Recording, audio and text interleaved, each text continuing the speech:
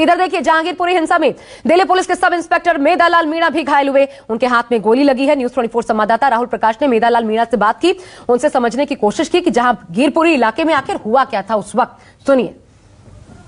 एक तस्वीर सबने देखी जहां जहांगीरपुरी में पूरा एक घटनाक्रम हुआ, जहां दिल्ली पुलिस भी मौजूद थी और जिस तरीके की तस्वीर थी, कहीं ना कहीं दिल्ली पुलिस रोकने की कोशिश कर रही थी। उस वक्त एक ऐसी घटना हुई जहां गोली भी चली, पत्थरबाजी हुई, कई पुलिस वाले घायल भी हुए, जिसमें एक सब इंस्पेक्टर थे मेधालाल जी, वो इस वक्त मेरे साथ मौजूद हैं, जिनके हाथ पर गोली लगी थी।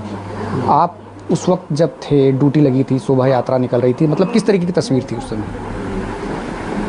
पहले तो शांतिपूर्ण निकल गए थे 2 जुलूस, ये तीसरा था लास्ट में, ख़त्म होने वाला था 6:30 बजे करीब, 6:45 बजे।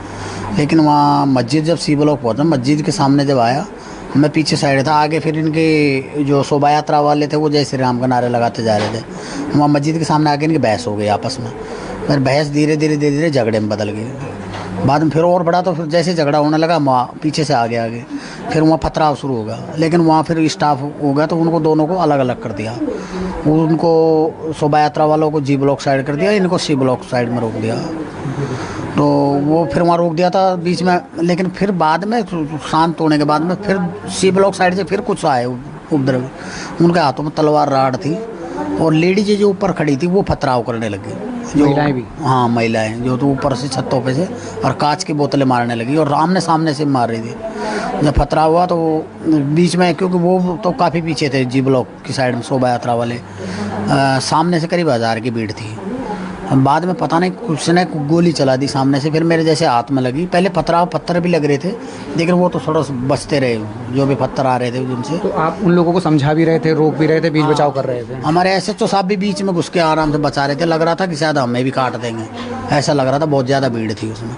तो बीच में सब अंदर घुस तक बचा रहे थे, सारों को उधर साइड में कर दिया। बाद में फिर फायरिंग शुरू हो गई, तो वो उसमें एक गोली लग गई। तो फायरिंग दोनों तरफ से हो रही थी या सी ब्लॉक से जो आए थे? सी ब्लॉक से फायर हुई थी, क्योंकि जो दूसरी तरफ से होती तो हमारे पीठ में लगती पीछे से।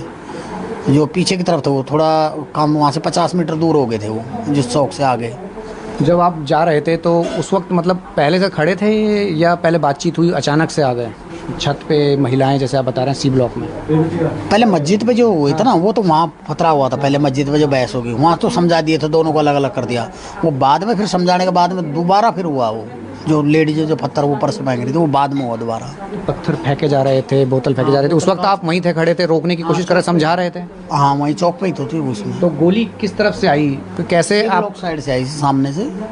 ये आपके हाथ में लगी, गनीमत रही, हाथ में लगी। और ये और जिस तरीके से और भी लोग थे, कई राउंड्स फायरिंग हुई थी? 8 से 10 राउंड फायर हुए थे। एक हमारे सिपाही की तलवार भी लगी थी, किसी के रीट रोड़े भी लग रहे थे, कई हुए। तो क्या आप लोगों को सलाह दी जा रही थी आप वहाँ से चले जाएं या रुकें, ऐसा कुछ था? नहीं, वो हमें ने रोक लिया। नहीं, आमने सामने दोनों हो जाते तो काफ़ी इंजर्ड होते हैं वो पब्लिक के, ज़्यादा भी नहीं तो कम से कम इतने, जब 1000 दोनों तरफ थे तो आप ये समझिए कम से कम 100-150 आदमी इंजर्ड होते हैं। पुलिस की संख्या कितनी थी जो आप थे वहाँ पे? आप लोग 20 आदमी थे। बिल्कुल, ये मेधालाल जी हैं। तस्वीर वो हादसा, वो घटना जो पूरी अपनी आंखों से देखी, गोली भी लगी, अन्य लोग घायल भी हुए, इस मामले में गिरफ्तारियां भी हुई। तस्वीर यही है कि मेधालाल स्वस्थ हैं, लेकिन हाथ पे गोली लगी थी। लेकिन तस्वीर यही है कि इस घटना ने एक तस्वीर जो दिल्ली की दिखाई कि ऐसा हुआ है राजधानी दिल्ली के जहांगीरपुरी में। फिलहाल पूरे मामले की पुलिस जाँच कर रही है। कैमरामैन साहिल के साथ राहुल प्रकाश, न्यूज़ 24 दिल्ली। नमस्कार, मैं हूं मानक गुप्ता। अगर आपको हमारा ये वीडियो पसंद आया हो तो इसे लाइक और शेयर जरूर करें, और हाँ, हमें सब्सक्राइब और फॉलो करना ना भूलें ताकि आप देश और दुनिया की कोई खबर मिस ना करें। तो जुड़े रहिए हमारे साथ और देखते रहिए न्यूज़ 24।